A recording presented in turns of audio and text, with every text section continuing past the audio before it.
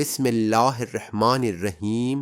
مصطفیٰ جان رحمت پہ لاکھوں سلام، شمع بزم ہدایت پہ لاکھوں سلام۔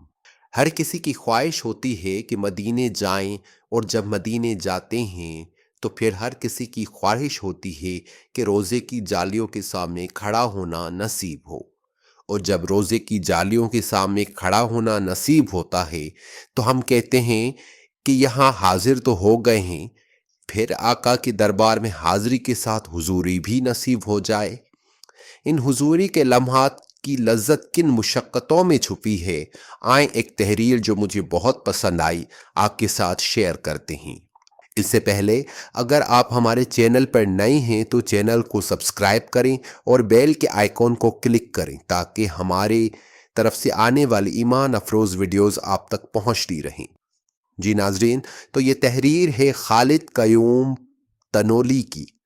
تحریر کے مطابق روضہ رسول کی سنہری جالیوں کے سامنے خاموش کھڑے ہو کر سلام و درود پیش کرتے وقت موقع پر مامور شرطے فوراً آگے دھکیل دیتے۔ 2-3 دن یہی سلوک جاری رہا تو روضہ اطہر کی طرف رخ کر کے شکایت کی، آقا صلی اللہ علیہ وآلہ وسلم یہ مجھے دھتکارتے ہیں۔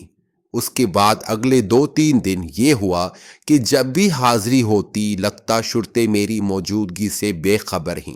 جتنا جی چاہتا سنہری جالیوں کے سامنے کھڑا ہو کر نذرانہ درود و سلام پیش کرتا، لیکن وہ پہلے سا جذب و سرور نہ رہا۔ خیال آیا کہ میری اوقات ہی کیا ہے، ایک سگے زمانہ کی بساط ہی کیا ہے۔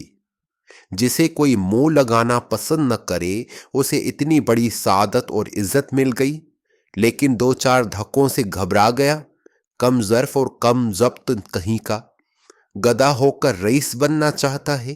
شرم کر، اپنے عمر بھر کی گناہوں پر نظر کر، تو ہے ہی اس قابل کہ تجھے سارے مدینے میں گھسیٹا جائے۔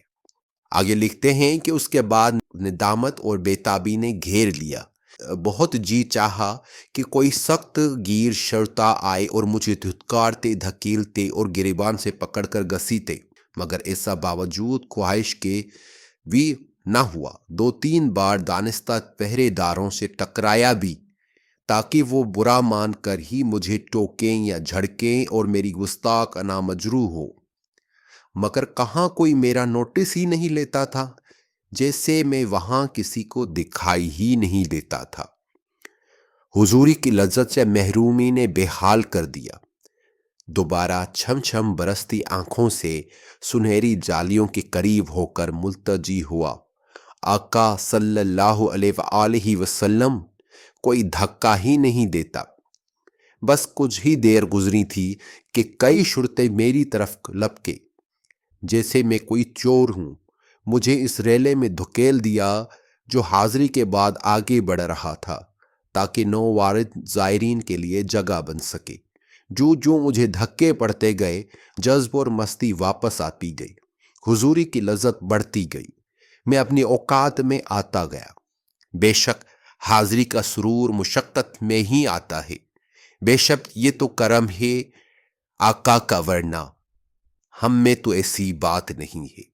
اللہ تبارک و تعالی میں آقا کے دربار میں حاضری اور حضوری نصیب کرے، آمین۔